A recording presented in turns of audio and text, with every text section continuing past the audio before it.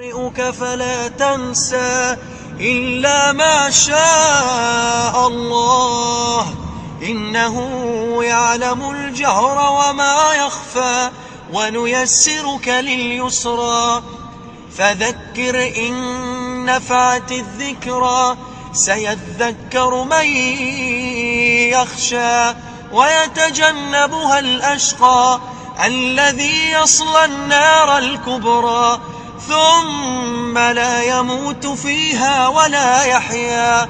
قد أفلح من تزكى وذكر اسم ربه فصلى، بل تؤثرون الحياة الدنيا والآخرة خير وأبقى.